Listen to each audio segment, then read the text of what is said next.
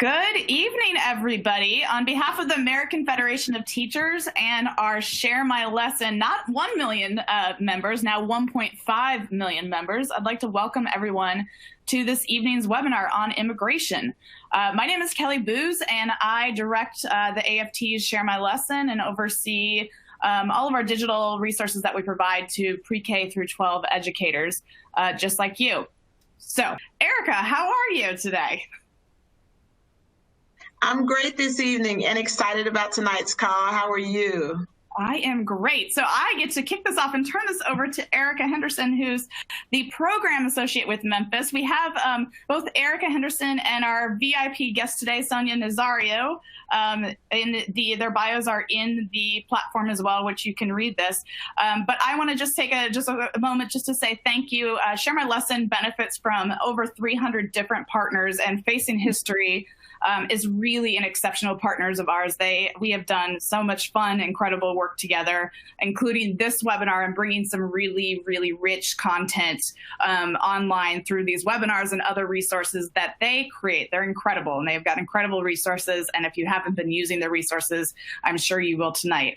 And tonight's conversation with Sonia Nazario on exploring immigration is such an important topic. It's such an important time to be having this conversation. Sonia, we're so grateful to have you here today. So without further ado, I'm going to turn myself off and turn this over to these incredibly amazing women and have you guys take it from there. So over to you, ERIKA. Thank you.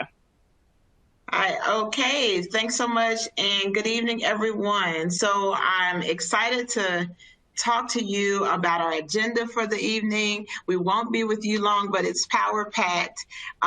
We're going to tell you a little bit more about ourselves shortly, and then I'll tell you a little bit about facing history in ourselves. We believe a lot in identity. We believe that who you are is important, and how you interact with others is shaped by who you are.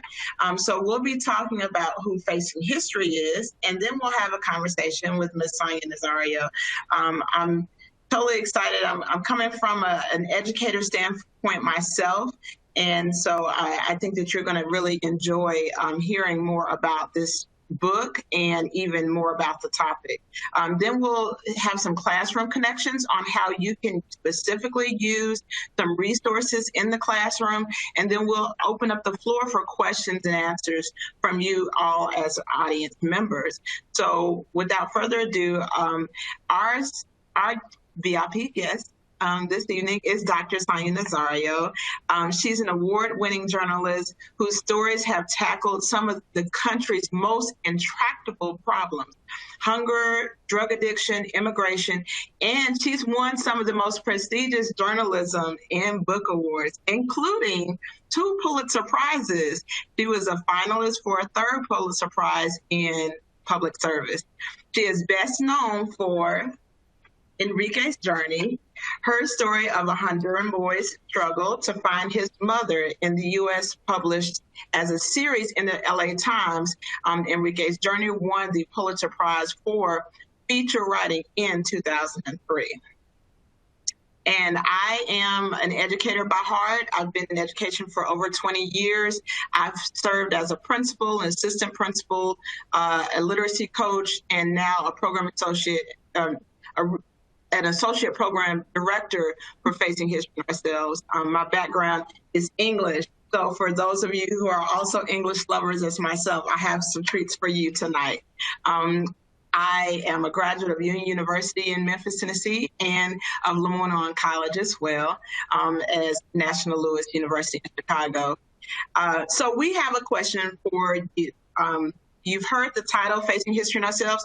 Our next poll question is for you to tell us, how familiar are you with Facing History in Ourselves? So you can take this moment to click in the box and answer this poll question. And as you're answering, some of you as you're answering that, you might want to show how you're using Facing History or how you've used it in the past in the chat box, in the group chat.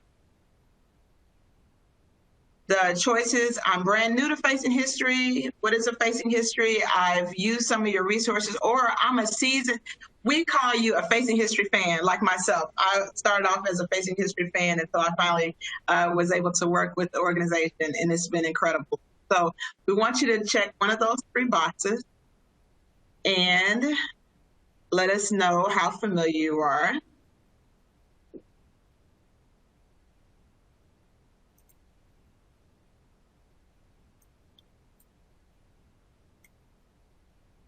And I'm also monitoring some of the subjects that you teach. Some of you, oh, someone's at a Facing History school. Some of you teach Spanish and English. Awesome. You have a middle school unit on the Holocaust. Absolutely. We have an awesome exploratory 7th grade semester-long course that actually offers Facing History as well at the 7th grade level and at our high school level. Some are ESL and history.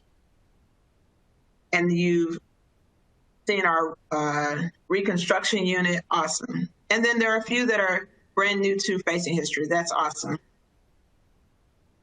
Well, that's great. Well, let me introduce you tonight. So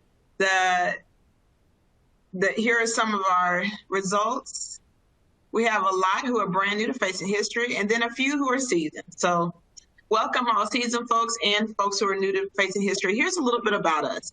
What we do is combine the rigorous content of an interactive pedagogy to help students get the opportunity to look at tough questions, ethical dilemmas, and historical moments to help them think critically about how to make connections to today and to their lives. We believe that people make choices and choices make history. Our mission is to use lessons of history to challenge teachers and their students to stand up to bigotry and hatred. That's our mission. And the ultimate goal is not just to help students learn content, but to increase their agency. We believe that informed civic agency is their student power and student voice. This empowers them to be active students and active citizens. It develops their sense of empathy and, of course, their critical thinking skills. I've met students that come from Facing History classes in person, one-on-one. I've known them over the time that I've worked with Facing History. And what happens in a Facing History course is transformational, not just for students, but also for teachers. Here are a few of our resources. Some of you in the chat box did bring some of those up. You're familiar with the Reconstruction era. It's one of the undertaught subjects of American history, and we have a really robust teaching unit on Reconstruction era and the fragility of democracy. The next cover that you see is from Holocaust and Human Behavior. We look at the atrocity of the Holocaust, but we also look at the choices that individuals made. We look at the small steps that occurred that led to the Holocaust and even the legacies of the Holocaust and what happened afterward. One particular story that's true that I found to be really incredible is the story of Elie Wiesel's Night. And so we have an awesome teaching guide on Night, as well as To Kill a Mockingbird. So between these that you see on the screen, I would say that Night and To Kill a Mockingbird are two of my most reached resources that I use on a pretty regular basis. A lot of people look at To Kill a Mockingbird as the story of growing up for Scout, but actually you even get a chance to see the story behind Tom Robinson. And Atticus Finch says that you walk a mile in another person's shoes to find more about them. My part of the story is also in our exploratory course, and that's for many of our middle school students, but sometimes high school students use it as well. Again, we talk a lot about identity. We talk about one's place in our country and how do students fit in and how does your identity, how complex the complexity of identity plays a part, even with names and with where people are from. And then the last part is that Eyes on the Prize is one of the units that Facing History partnered with PBS. And you've heard of the Eyes on the Prize series. We actually have teaching units to go along with the Eyes on the Prize series. So these are just a few. One of the reasons why I fell in love with Facing History was with all of the resources. As a former ELA teacher, I found that that was really one of the prizes. And as a part of the Facing History Network, you actually get access to all of these resources, including online handouts that you can download, the PDF of the entire teaching unit that you see, as well as DVDs and even books you can check out. So our approach is this. We have what's called the journey, and this scope and sequence includes starting with the individual. We talk about membership with we and they. We talk about a case study, and in some cases, it's a historical case study. In the case of ENRIQUE'S journey, we use literature, which is also still historical because it is a true story to teach lessons about history. And then we look at legacy and memory, and how do we choose to remember things? And then now that we know all of this, what do we do about it? So that's the choosing to participate. On the right, you see our pedagogical triangle, which we call our mojo. This is how we do what we do. We believe that students need a balanced way of engagement, and that engagement comes through intellectual rigor, asking tough questions or ethical reflection, and of course, emotional engagement. And they all lead to that civic, informed civic responsibility or that student agency. And so I know that that is a lot, but is absolutely accessible later after this call and this webinar. You'll be able to come back to that. But I'm just excited to get to talk to Ms. Sonia Nazario. So Sonia, I just wanted to see if you wanted to greet everyone, and then I'll start with a few questions. Hi, Kelly. Hi, ERIKA. I am thrilled to be here. I'm a little intimidated. My first language in the home was Spanish, to be in front of a bunch of teachers, but here we go. And I'm a huge fan of Facing History and ourselves. I've done a lot of work with Facing History around the country, so I'm thrilled to be here. Awesome. We're excited to have you. And I'm going to start with the first question from one of my colleagues who was also with Facing History. He's a friend and a colleague, Mr. Adam Strom. He has now an organization called Reimagining Migration. And he calls migration our shared experience as humans. Sonia, I believe your work shows both the power of our shared experiences and how stories make change happen. What drew you as a journalist to telling stories about migrants? Well, I've written about all sorts of social issues and social justice issues, but it's my identity, as you talked about before. My family has 100 years of fleeing persecution. The first photo here is of my father's family, who fled Christian persecution in Syria in the 1920s to go to Argentina. The second photo is of my mother's Jewish family. They fled Poland before World War II when my mother was a young girl, and her relatives who didn't flee were gassed in Auschwitz. And then my family came to the US as the military in Argentina increasingly controlled the universities. My father was a professor, so he came to the US. This is the last photos of the first day where he arrived to the United States. And I'm the only one in my family born in the United States. I always felt growing up like I had one foot in both worlds. And I myself fled persecution. When my father died, my mother took us back to live in Argentina as the military was gaining power and would kill 30,000 people over the coming few years. So we fled to return back to the United States. So I understand that sense of persecution quite personally. So I think it's a part of me writing about migration, writing about immigrants, and really understanding that the difficulties that people have in leaving their homelands and the drive that they have once they're here to make it. They've given up everything, their families, their language, to come to a new land and start all over again. So I understand that drive that so many migrants have as well. I just saw a study that half of the Fortune 500 companies are founded by migrants. So So there's a lot of why I personally write about this, but I think it's an important issue to address also as the number of migrants grew from 1990 to 2010. We had 27 million people that came here legally and not, and that was numerically more than at any time in our nation's history. And so increasingly, they didn't just go to the 6 traditional states like California, Texas, New York. They went everywhere in the United States. These were people's new neighbors across this country. And I thought it was important for people to understand who their new neighbors are.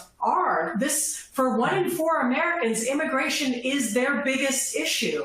And it's an increasingly polarizing issue with so many misconceptions. I think it's used as a wedge issue by both sides of the political aisle to motivate, to rile up their bases. And so I think an issue with so many misconceptions needs a lot more light.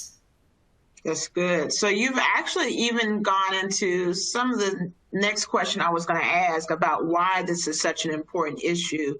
Can you talk about this article, how everything began in your research with ENRIQUE'S journey?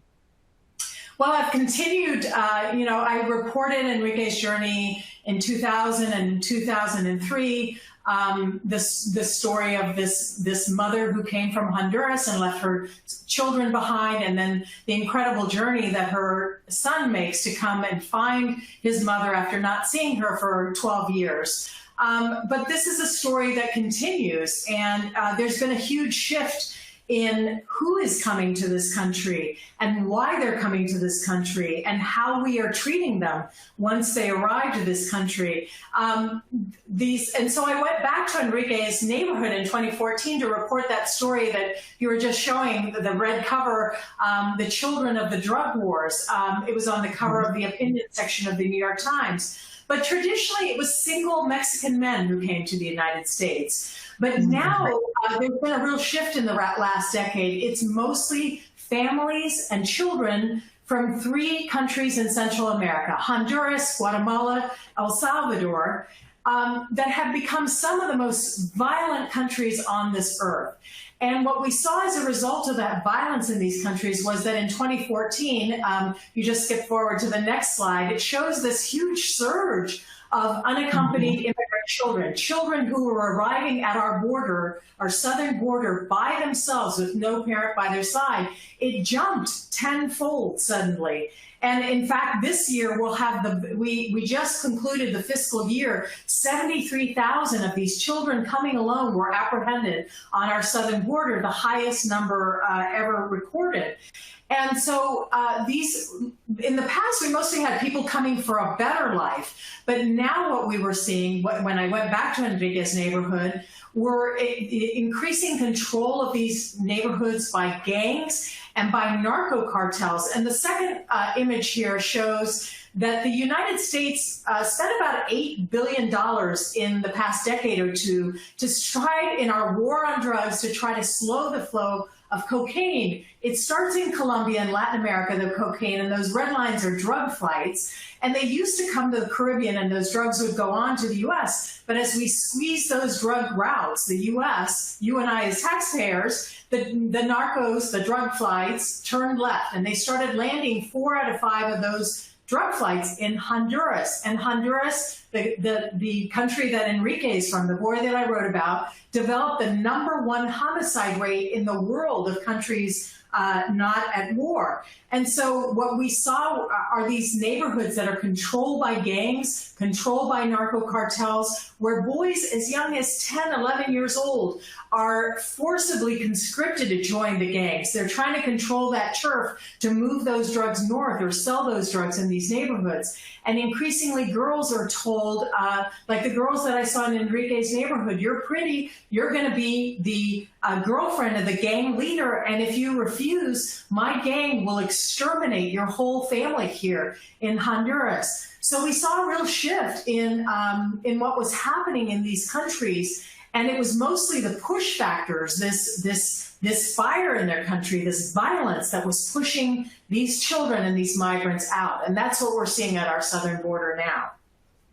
So, Sonia, looking at the numbers, even on these charts and even in the pictures, it could kind of take some of the human element out of it. What I really like about what you did with ENRIQUE'S journey was that you humanized this story into one that was universally relatable, right? So can you talk more about the precipice for the book concerning ENRIQUE'S story specifically?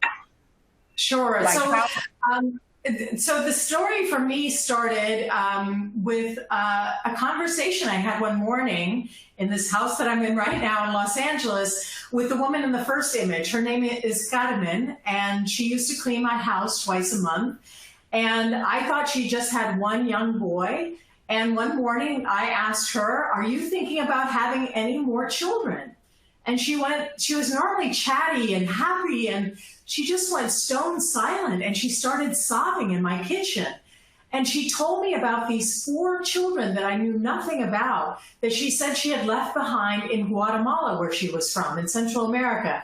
She said, "Sonia, I'm a single mother. My husband left me for another woman. Most days I could only feed my kids once, maybe twice, but at night, my kids would cry out to me with hunger, and I had nothing left to give them." And she showed me that morning. I still remember how she would gently coax her kids to roll over in bed at night, and she would tell them, "Sleep face down so your stomach doesn't growl so much." She had left her kids in Guatemala, these 4 children, with their grandma, and she had come north to work in the US. And she told me she hadn't seen her children in 12 years. I mean, can you imagine that? Leaving your children, walking away, going 2,000 miles north, not knowing when or if you're going to see your children again. And it was really that desperation. And what I saw was that her story was not a single story. It was a story of millions of single moms. The face of who was coming to the US was changing already, and it has changed even more in the years since. It wasn't single men from Mexico. It was millions of single moms coming here, leaving children behind. And so I wanted to tell this story, and I found a family. I found a boy, Enrique. This is the photo of him, the second image.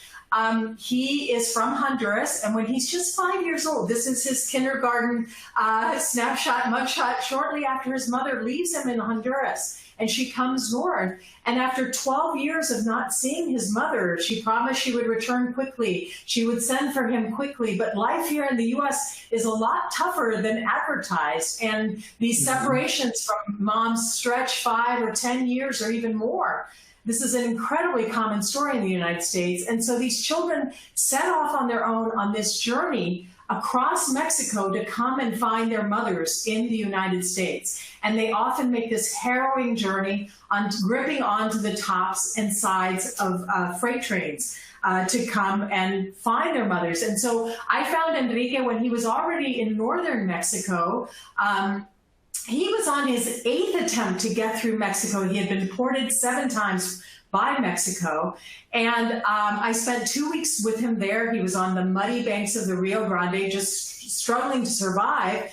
And I wanted to show readers what he was going through. And then I went back to where he started the journey, and I did the same journey that he had just made, step by step, in the exact same way. So I started at his grandma's house in Honduras. I traveled 1,600 miles through Mexico on top of 7 freight trains. So it's a modern day odyssey that these children are going on.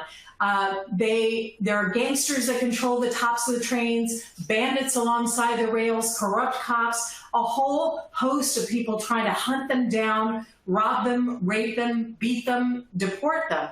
And there were 73,000 Enrique's caught at our southern border, children traveling alone, children as young as 7 years old, making this journey alone. It's incredible. Wow. I mean, I think even the fact that you've made the journey also, I think that just really, it's such an incredible story to hear. And one thing that I think that a lot of readers say after they've read it is that it helps them to empathize more with migrants.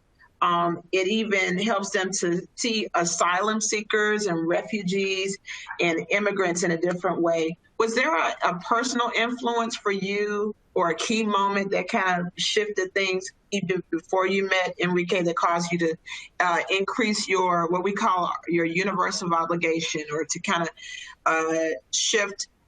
We think of the universe of obligation as those who we take care of, those who we want to protect, those kind of things.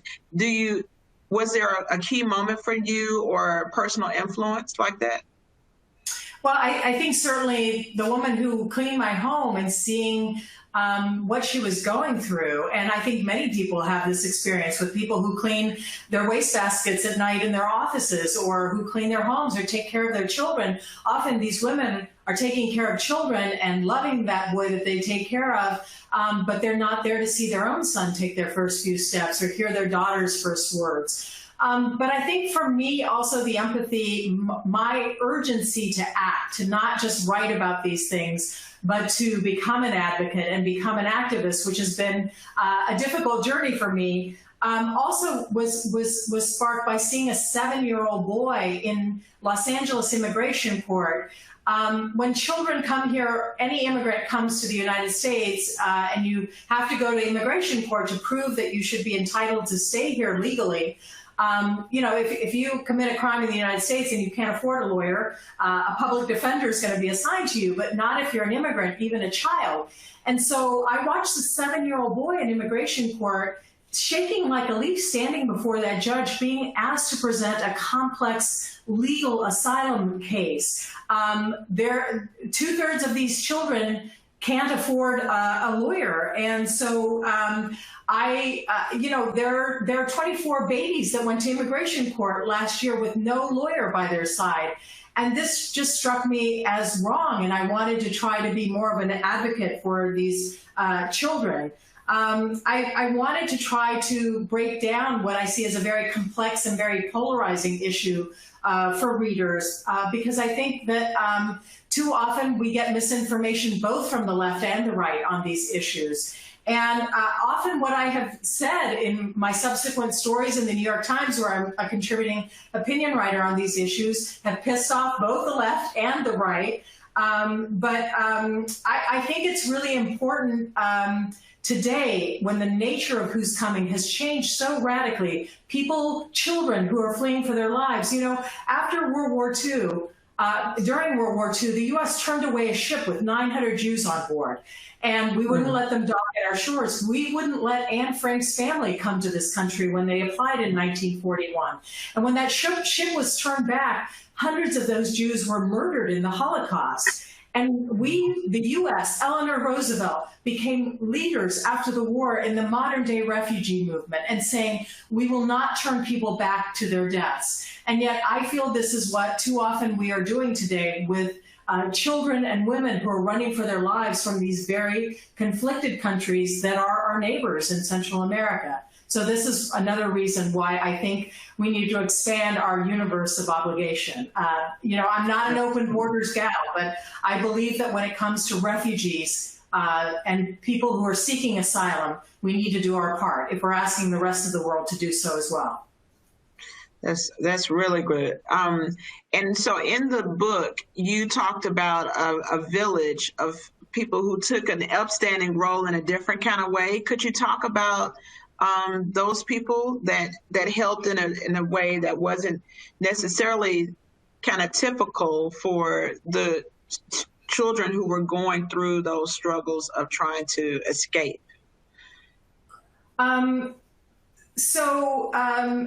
I think that what I saw in Mexico on this journey, these kids go through horrible things. In the south of Mexico, many of them have been robbed, beaten. Something bad has happened to them in the first of 13 states that they're going to have to cross. But when they reach South Central Mexico, I saw something remarkable. And I saw a model of what Facing History talks about being upstanders, standing up for the right thing.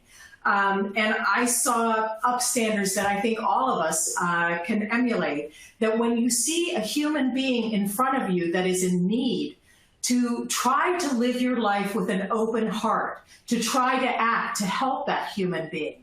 And what I saw was that whenever there was a curve in the tracks, or for some reason this train had to slow down, 40 people would rush out of these humble huts with these bundles of food in their arms, and they'd start waving and smiling and shouting out to the migrants on top of the train. They threw bread, tortillas, whatever fruit was in season. When I was on top of the train, there were these huge branches of bananas that were landing on top of my head. If they didn't have food, as you see in the second photograph, they gave tap water. And if they didn't have that, they'd line up next to the tracks. They would put their hands together in prayer, and they would pray for these migrants as they passed by.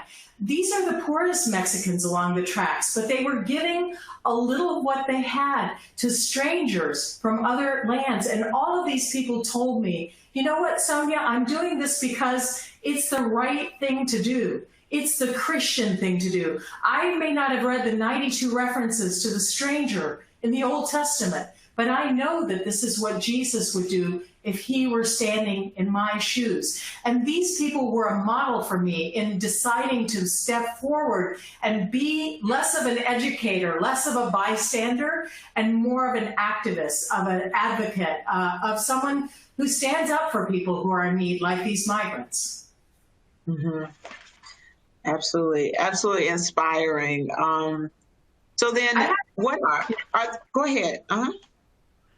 You know, I have to say I'm a big proponent for refugees and asylees, but I think it's really important when you're delving into these issues. When I go and speak at high schools and colleges around the country, and I speak in some of the most conservative parts of the United States, I think it's important to acknowledge that there are many sides to this issue, that there are winners and losers in terms of this wave of immigration that we've seen in recent decades. You know, that people who don't have high school degrees are being forced to compete in certain industries with the migrants who are coming here, that the migrants themselves lose out in a way, because if you leave your child for 10 years, they're going to resent and walk up to the line of hating you for doing that. They don't understand, why did my mother walk away and never come back? And so I think in my speaking to students or whoever it is, I first try to acknowledge, listen, I get it. We had almost 1 million people at our southern border this year. That's a lot of people. I understand that this isn't totally positive for everyone. And when you do that, I think that people who you are talking to about this issue are willing to hear the other side, which is the U.S. had no small role in the mayhem in these countries. We deported 300,000 criminals to Central America, and this fueled a lot of the violence. We sided with the right, with conservatives in the wars in Central America, where there was an effort to redistribute wealth. And our war on drugs has created mayhem in these places as the cartels fight for territory to bring these drugs north to us, the largest consumer of illegal drugs in the world. So, but I think it's important to acknowledge that this is not a cut and dry issue. It's an issue with many shades of gray.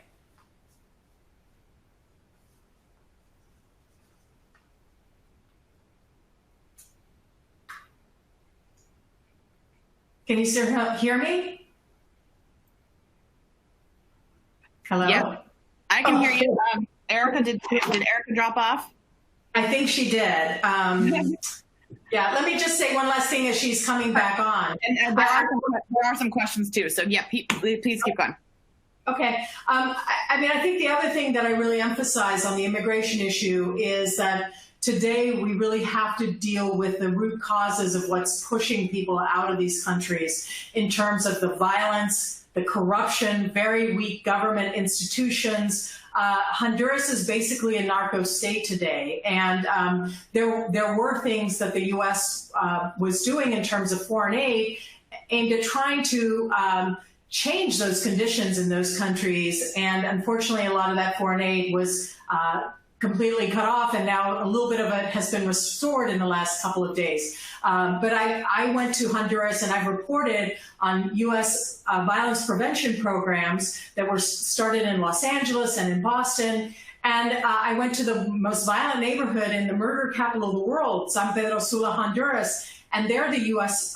Funded outreach centers where kids could go in this neighborhood after school to get away from the gangs. and a program where you take kids with the risk factors of going into gangs and put them into family counseling, and it reduces 77% their odds of engaging in violence. And most importantly, the U.S. funded programs that went after the killers in this neighborhood. 96% of all homicides in Honduras get no conviction because witnesses won't come forward because they know that the gang will kill them tomorrow. So we funded a nonprofit that goes in and convinces witnesses over months to testify under a black burqa like they do in mafia trials in Italy. And by doing all this, we saw a 62% drop in homicides in the worst neighborhood in the murder capital of the world. And it cut the number of kids fleeing that neighborhood to the north, to us, in half.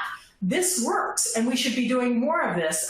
It costs us $100 million to do this in Honduras versus billions of dollars once these children arrive at our border. It's more humane, and it actually works, as opposed to many of the things that we are doing in this country. Thank you. That's incredible. I'm going to go ahead and we'll just keep going. I'm sure ERIKA will join on soon. But thank you for sharing that. I'm curious, what other transformative stories do you think would be more widely told and heard, or what do you think we need more at this moment?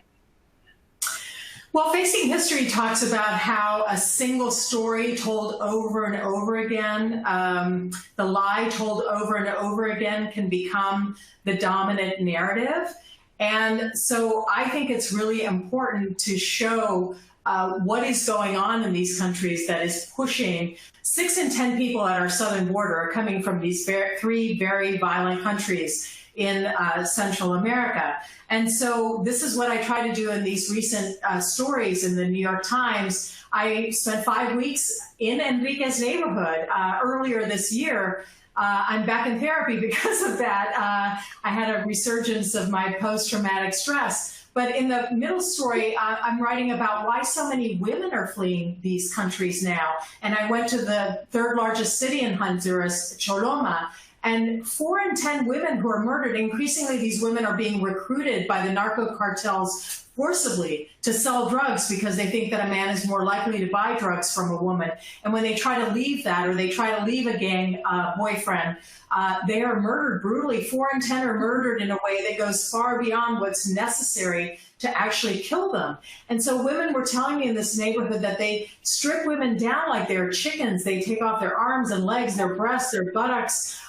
Women were being skinned alive in the neighborhood I was in. And that's why I came back with this nightmare of being skinned alive every night. So trying to tell the stories, you know, our administration is telling people that they're faking it when they come to our southern border. Well, I can tell you in that neighborhood, I had someone murdered, shot in the head 1 block away from me. I was only there for 2.5 weeks. My taxi driver, 1 in 7 people in his group, was murdered while I was there.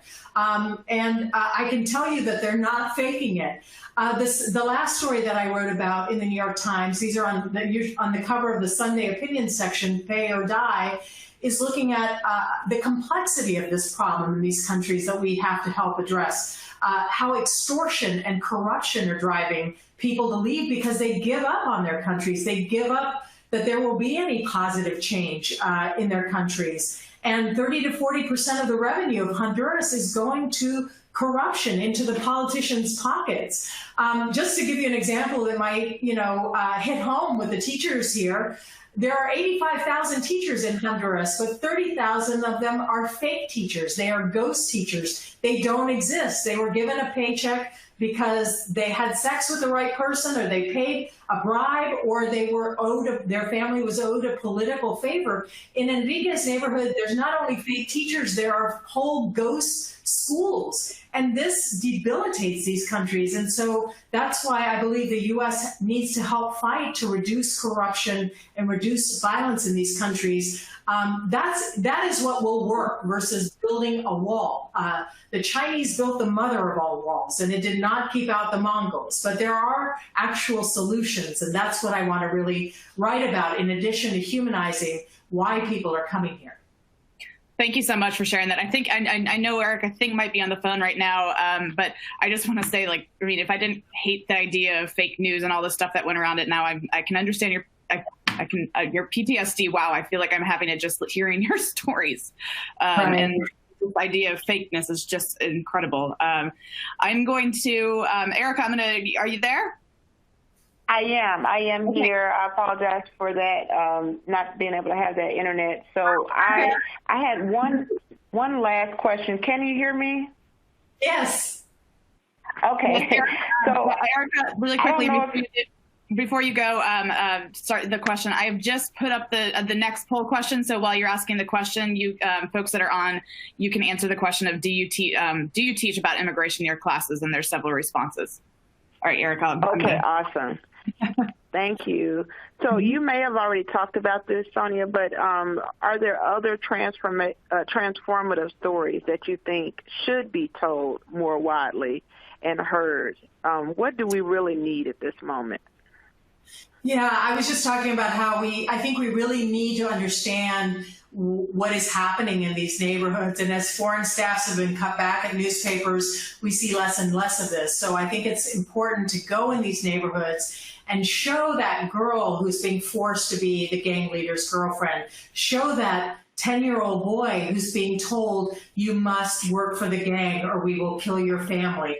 Show people what these folks are facing in their neighborhoods so that they understand that, as one expert said, when there's a fire in your house, you're going to try to get out of that house no matter how hard it is for you. And I think the whole policy in the U.S. has been one of deterrence. If you make things miserable enough for people, once they arrive at our southern border, they won't come. But that may work with someone who's an economic migrant, who's coming here for a better life. But if someone's trying to murder you in the next 24 hours, in ENRIQUE'S neighborhood, if you own a little business, a little store, the gang comes to you and says, you must pay the war tax every Monday or we will kill you. That person isn't worried about what's going to happen 2 months from now when they reach the U.S.-Mexico border. They're trying to get out of Dodge right now. So I think it's important to really understand the lives of these people in these neighborhoods and the changes that are needed. The U.S. has done a lot of negative things in these countries, but in recent years it was applying foreign aid to try to cut violence, to fund programs to try to cut violence and fund programs, these international groups that were going in and trying to reduce corruption in these places. And that's what's going to work ultimately. So I think it's really important to tell those stories and to keep the money going where it actually works. We need to really understand what's truly happening and what are the real solutions that will actually work.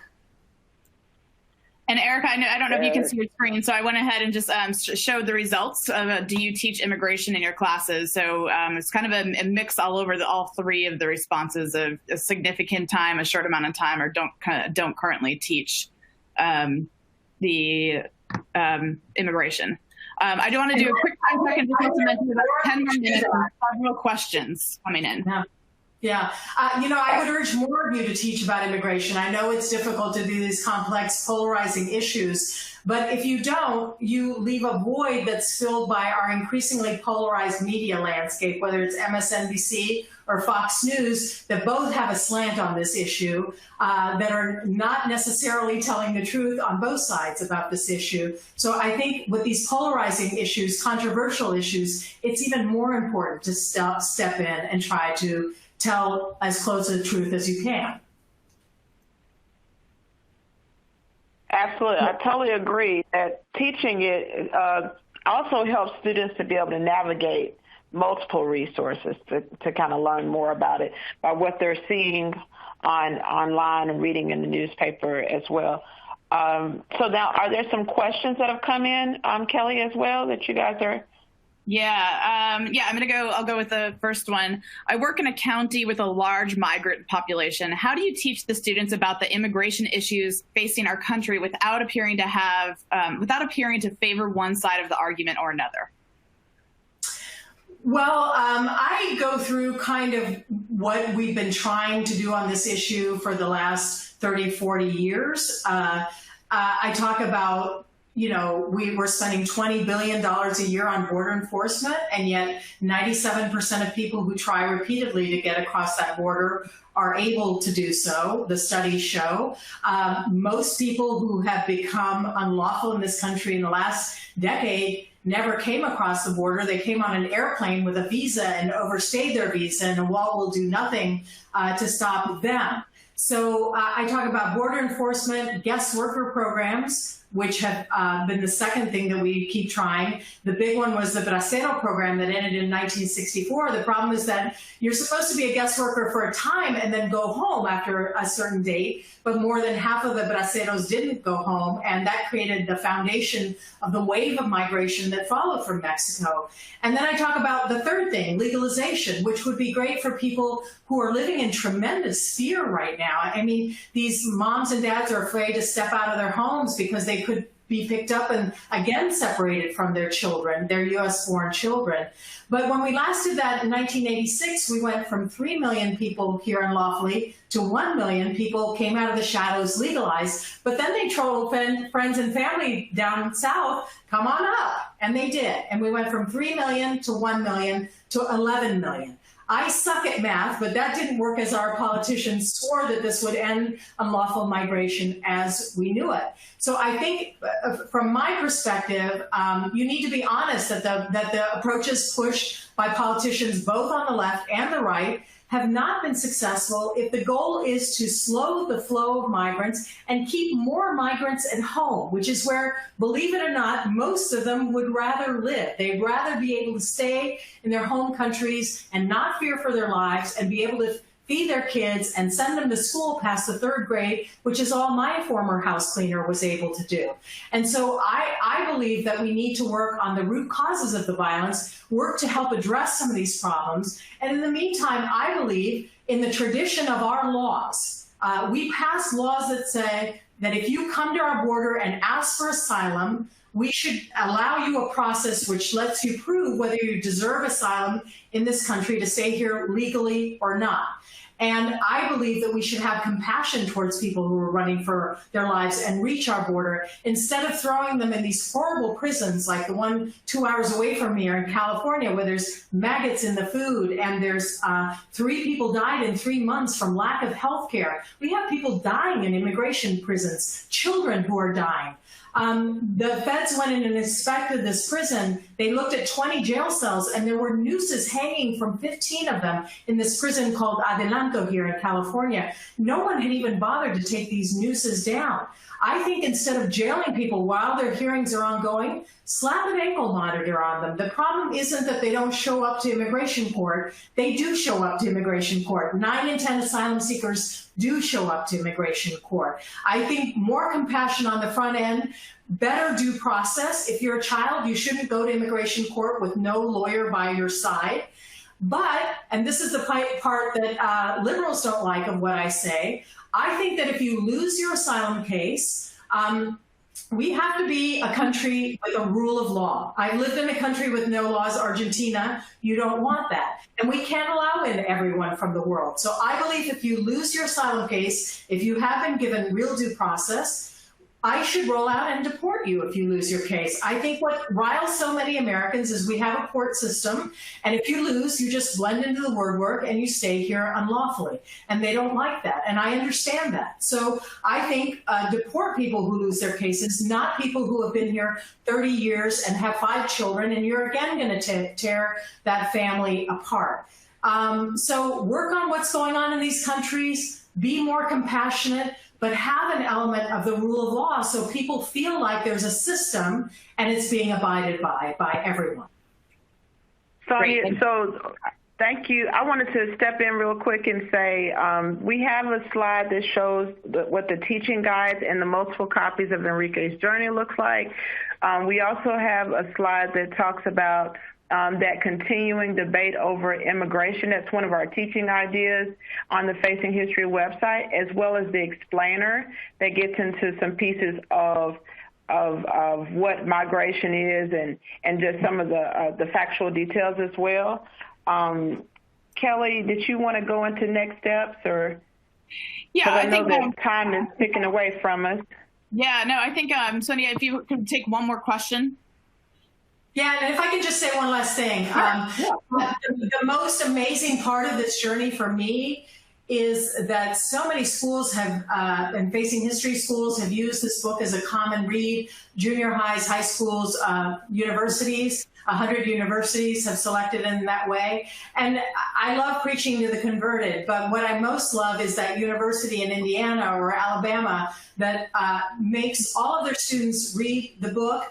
And what I get are emails every single day that say, they all start the same way. I was forced, usually forced is in capital letters, to read your frigging book. And then they're tone softens and they say, you know, I was raised racist, anti-immigrant. I was taught to hate all immigrants. I don't know an immigrant, but that's what I was taught growing up.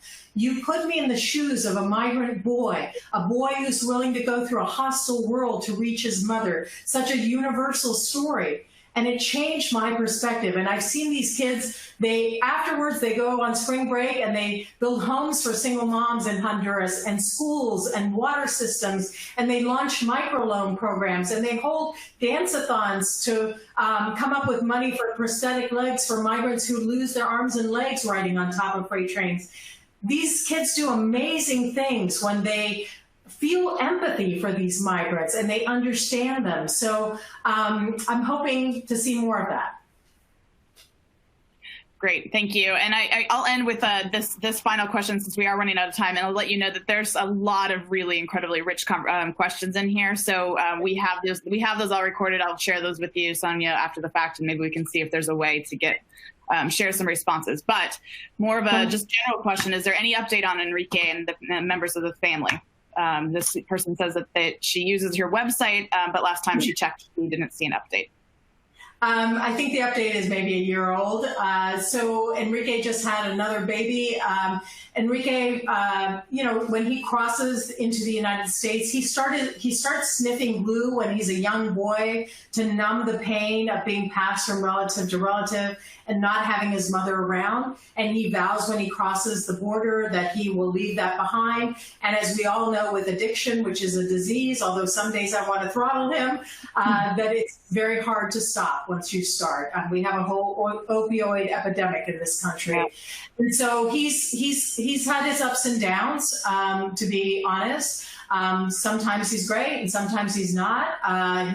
Maria Isabel left him, his girlfriend who he had brought north from Honduras, and now he's with another woman, and he just had a baby with her a few days ago. So, you know, he's functioning. He paints houses in Florida. He lives near his mother.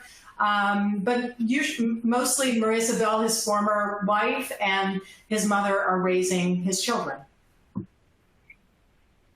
Great, thank you for that. ERIKA and Sonia, I'll let you guys say some final words, and then I'm going to close out with the last housekeeping items. So there's a next step slide that just talks about some of our calendar of other upcoming events. We have both in-person and online opportunities for professional development. We invite you guys to log on to check them out. And we even have ways for you to sign up for our current events mailing list, where we often have teaching ideas on relevant issues that are taking place every day. We definitely believe history is taking place every day. I would just end by saying that we're living through the greatest period of hostility towards migrants since the Great Depression. We're told that all migrants are criminals and rapists. I think this is the time to stand up and educate people about migrants, who they truly are. They're good and bad, mostly good from what I've seen, and why they're coming and what the real solutions are that might slow this flow in some way. Fantastic. ERIKA and Sonia, I really, really appreciate this conversation. This is a webinar that I want to go back and listen to again. There's just so much rich stuff there, and I really, really appreciated your time tonight. For everybody who joined, we had over 900 registrations for tonight. We had a lot of people on live, over 200 folks here live online with us tonight. So thank you for being with us live. And for those of you who will be joining us on demand, thank you. Feel free to send those questions in, and we'll see if there's other ways to get some responses out to you. There's also that green box on the left-hand side is your resource list. There are tons of great resources, links. You can get the PowerPoint. You can get a number of articles that Sonia's published and other great resources on immigration and lesson plans on immigration there, both from us, from Share My Lesson, from Facing History, and from one of the AFT's partners, Kohler in Colorado. Some great content. So without further ado, please do provide feedback in the survey that will pop up when we close out this webinar. And then so long as you've answered at least 2 poll questions, you should be able to download your PDF certificate at this point. If you missed a poll question, you will be able to get back in at a later time to answer whatever question you may have missed. And you'll also get an email from us in about an hour after this concludes with a link back to the platform and access back to that PDF certificate if you need that. So without further ado, I'm going to close this out and say thank you so much for Facing History. Thank you so much, Sonia, for participating tonight. And thank you to all of our educators who joined us this evening for this really incredibly important conversation. Wishing you guys all the best for the remainder of your October as we start going into the rest of our fall school year. Thanks, everyone. Bye.